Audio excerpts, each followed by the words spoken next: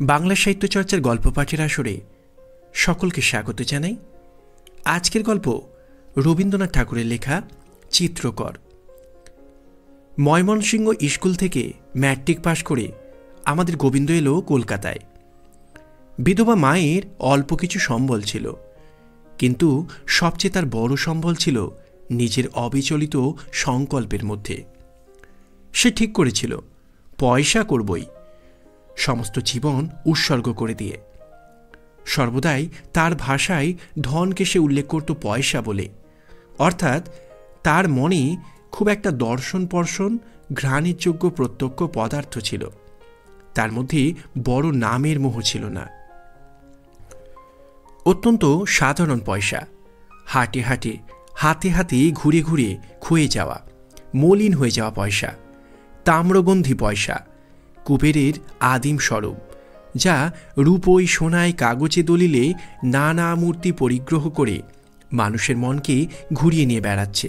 নানা বাঁকা পথের ভিতর দিয়ে নানা পঙ্কে আবিল হতে হতে আজ গোবিন্দ তার পয়সা প্রবাহিনীর প্রশস্ত ধারার পাকা বাঁধানো ঘাটে এসে পৌঁছেছে। মানিব্যাগওয়ালা বড় সাহেব ম্যাকডুগালের বড়বাবুর আসনে তার ধ্রুব প্রতিষ্ঠা। সবাই তাকে নাম দিয়েছিল ম্যাকদুলাল। গোবিন্দর পিতৃব্য ভাই মুকুন্দ যখন উকিল লীলা সংবরণ করলেন, তখন একটি বিধবা স্ত্রী, একটি 4 বছরের ছেলে, কলকাতায় একটি বাড়ি, কিছু জমা টাকা রেখে তিনি গেলেন লোকান্তরে। সম্পত্তির সঙ্গে কিছু ঋণও ছিল, সুতরাং তাঁর পরিবারের অন্নবস্ত্রের সংস্থান বিশেষ ব্যয় সংক্ষেপের উপর নির্ভর করত। এই কারণে তাঁর ছেলে চুনিলাল যে সমস্ত উপকরণের মধ্যে মানুষ, প্রতিবেশীদের সঙ্গে তুলনায় সেগুলি খ্যাতিযোগ্য নয়। মুকুন্দ দাদার উইল অনুসারে এই পরিবারের সম্পূর্ণ ভার পড়েছিল গোবিন্দর পরে। গোবিন্দ শিশুকাল থেকে ভ্রাতুষ্পুত্রের কানে মন্ত্র দিলে পয়সা করো। ছেলেটির দীক্ষার পথে প্রধান বাধা ছিলেন তার মা সত্যবতী। স্পষ্ট কথায় তিনি কিছু বলেননি, বাধাটা ছিল তার ব্যবহারে। শিশুকাল থেকেই তার বাতিক ছিল শিল্প কাজে, ফুল ফল পাতা নিয়ে, খাবারের জিনিস নিয়ে, কাগজ কেটে, কাপড় কেটে, মাটি দিয়ে, ময়দা দিয়ে, জামের রস, ফলসার রস, জবার রস, শিউলি বোঁটার রস দিয়ে নানা অভূতপূর্ব অনাবশ্যক জিনিস রচনায় তার আগ্রহের অন্ত ছিল না। এতে তাকে দুঃখও পেতে হয়েছে, কেননা যা অদরকারি, যা অকারণ, তার বেগ আষাঢ়ের আকস্মিক বন্যাধারার মতো। সচলতা অত্যন্ত বেশি, কিন্তু দরকারি কাজের খেয়া বাইবার পক্ষে অচল। মাঝে মাঝে এমনও হয়েছে জ্ঞাতিবাড়িতে নিমন্ত্রণ, সত্যবতী ভুলেই গেছেন।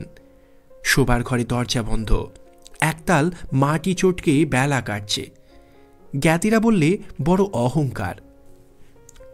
সন্তোষজনক জবাব দেবার জন্যেই এসব কাজেও ভালো মন্দ যে মূল্যবিচার চলে, সেটা বই পড়া বিদ্যার যোগেই মুকুন্দ জানতেন। আর্ট শব্দটার মাহাত্ম্যে শরীর রোমাঞ্চিত হতো, কিন্তু তার আপন গৃহিণীর হাতের কাজেও যে শব্দটার কোনো স্থান আছে, এমন কথা মনে করতেই পারতেন না। এই মানুষটির স্বভাবটিতে কোথাও কাঁটা খোঁচা ছিল না। তাঁর স্ত্রী অনাবশ্যক খেয়ালে অযথা সময় নষ্ট করেন, এটা দেখে তার হাসি পেত। সে হাসি স্নেহরসে ভরা। এ নিয়ে সংসারের লোক কেউ যদি কটাক্ষ করত, তিনি তখনই তার প্রতিবাদ করতেন। মুকুন্দ স্বভাবে অদ্ভুত একটা আত্মবিরোধ ছিল। ওকালতির কাজে ছিলেন প্রবীণ, কিন্তু ঘরের কাজে বিষয়বুদ্ধি ছিল না বললেই হয়। পয়সা তার কাজের মধ্যে দিয়ে যথেষ্ট বইত, কিন্তু ধ্যানের মধ্যে আটকা পড়ত না। সেই জন্যই মনটা ছিল মুক্ত। অনুগত লোকদের পরে নিজের ইচ্ছে চালাবার জন্যে কখনো দৌরাত্ম্য করতে পারতেন না। জীবনযাত্রার অভ্যাস ছিল খুব সাদাসিধা। নিজের স্বার্থ বা সেবা নিয়ে পরিজনদের পরে কোনো দিন অযথা দাবি করেননি। সংসারের লোকে সত্যবতীর কাজে শৈথিল্য নিয়ে কটাক্ষ করলে মুকুন্দ তখনই সেটা থামিয়ে দিতেন। মাঝে মাঝে আদালত থেকে ফেরবার পথে রাধাবাজার থেকে কিছু রঙিন রেশম, রঙের পেন্সিল কিনে এনে সত্যবতীর অজ্ঞাতসারে তাঁর শোবার ঘরে কাঠের সিন্দুকটার পরে সাজিয়ে রেখে আসতেন। কোনোদিন বা সত্যবতীর আঁকা একটা ছবি তুলে নিয়ে বলতেন, বাহ, এ তো বড় সুন্দর হয়েছে।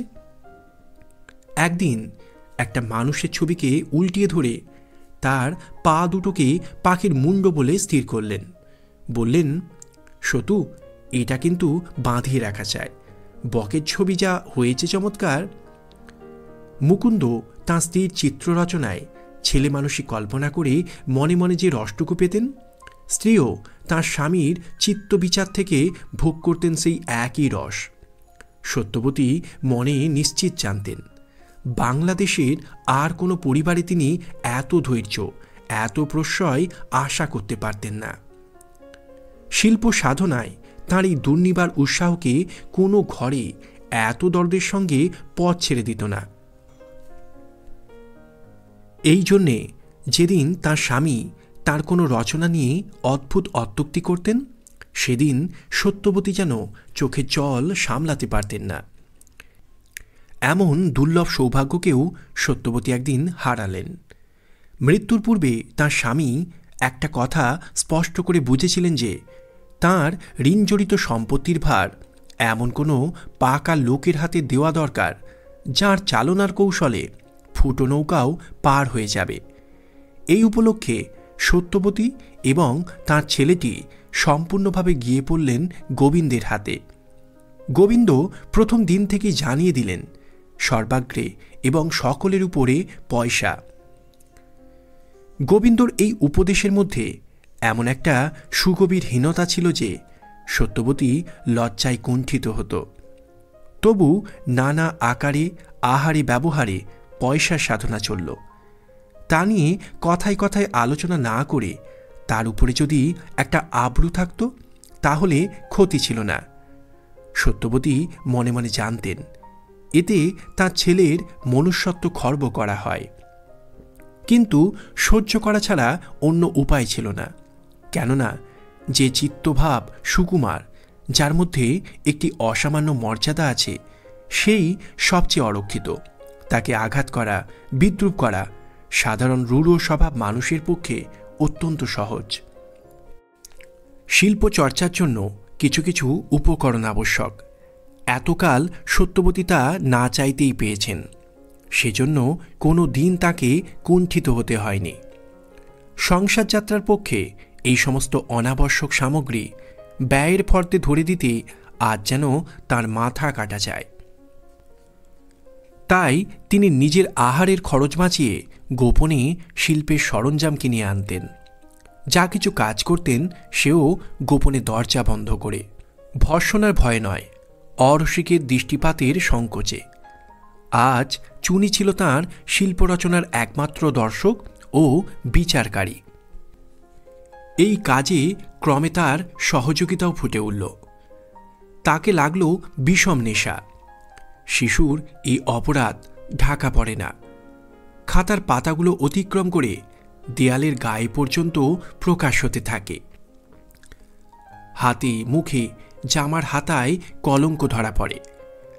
পয়সা সাধনার বিরুদ্ধে ইন্দ্রদেব শিশুর চিত্তকেও প্রলুব্ধ করতে ছাড়েন না। খুড়োর হাতে অনেক দুঃখ তাকে পেতে হল।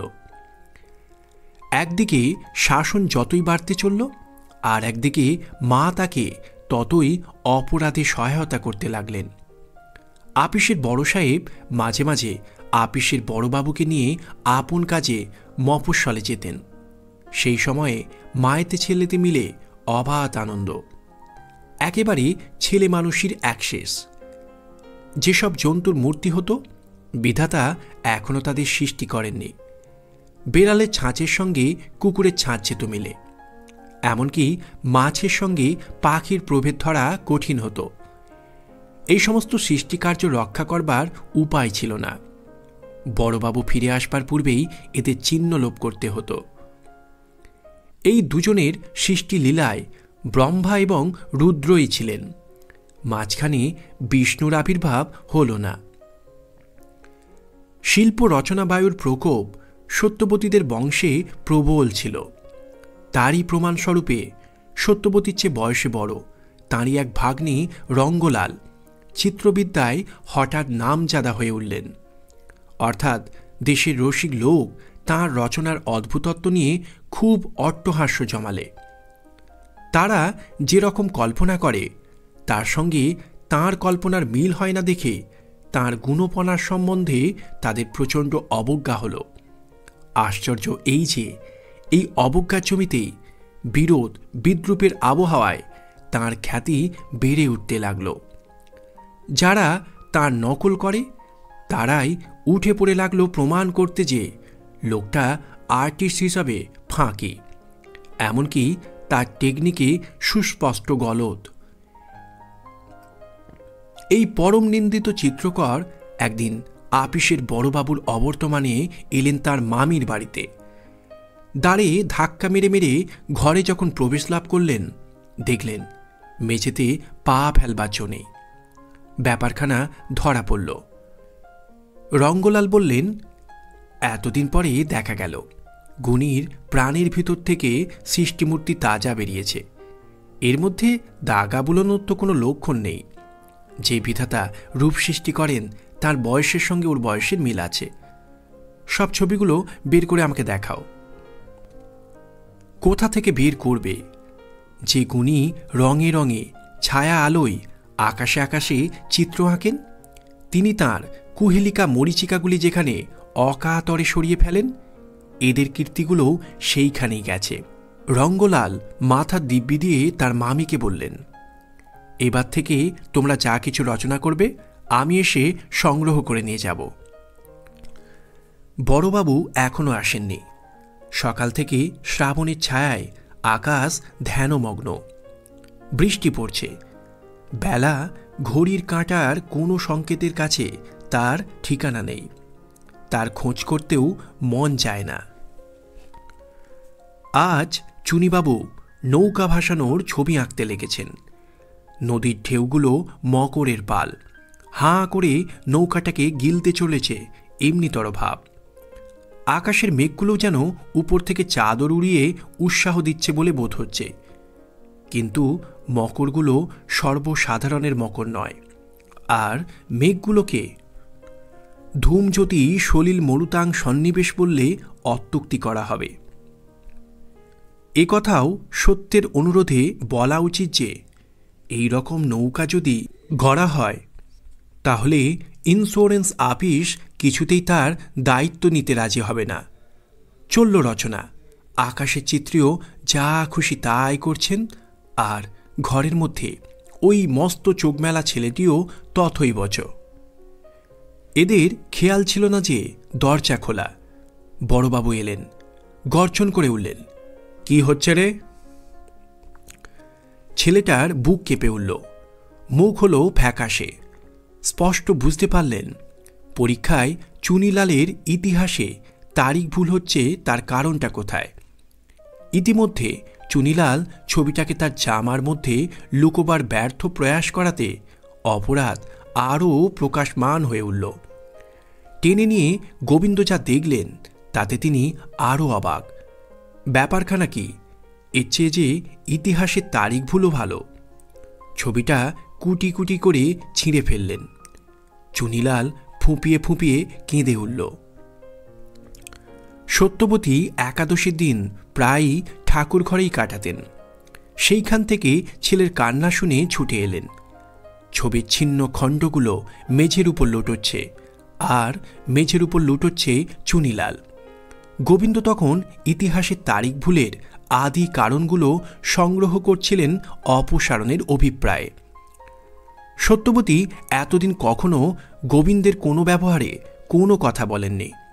এরই পরে তাঁর স্বামী নির্ভর স্থাপন করেছেন। এই স্মরণ করেই তিনি নিঃশব্দে সব সহ্য করেছেন। আজ তিনি অশ্রুতে আর্দ্র ক্রোধে কম্পিত কণ্ঠে বললেন, কেন তুমি চুনির ছবি ছিঁড়ে ফেললে? গোবিন্দ বললেন, পড়াশোনা করবে না, আখেরে ওর হবে কি? সত্যবতী বললেন, আখেরে ও যদি পথের ভিক্ষুক হয় সেও ভালো, কিন্তু কোনোদিন তোমার মতো যেন না হয়। ভগবান ওকে যে সম্পদ দিয়েছেন তারই গৌরব যেন তোমার পয়সার গর্বের চেয়ে বেশি হয়, এই ওর প্রতি আমার মায়ের আশীর্বাদ। গোবিন্দ বললেন, আমার দায়িত্ব আমি ছাড়তে পারবো না, এ চলবে না কিছুতেই। আমি কালই ওকে বোর্ডিং স্কুলে পাঠিয়ে দেব, নইলে তুমি ওর সর্বনাশ করবে। বড়বাবু আপিসে গেলেন। ঘন বৃষ্টি নামল, রাস্তা জলে ভেসে যাচ্ছে। সত্যবতী চুনির হাত ধরে বললেন, চল বাবা। চুনি বললে, কোথায় যাবে মা? এখান থেকে বেরিয়ে যায়। রঙ্গলালের দরজায় এক হাঁটু জল। সত্যবতী চুনিলালকে নিয়ে তার ঘরে ঢুকলেন। বললেন, বাবা তুমি নাও এর ভার, বাঁচাও একে পয়সার সাধনা থেকে। রবীন্দ্রনাথ ঠাকুরের গল্প চিত্রকর। আমাদের গল্প পাঠ ভালো লাগলে চ্যানেলটির সঙ্গে থাকবেন এবং নতুন হলে সাবস্ক্রাইব করতে ভুলবেন না। বাংলা সাহিত্য চর্চার সঙ্গে থাকার জন্য সবাইকে ধন্যবাদ।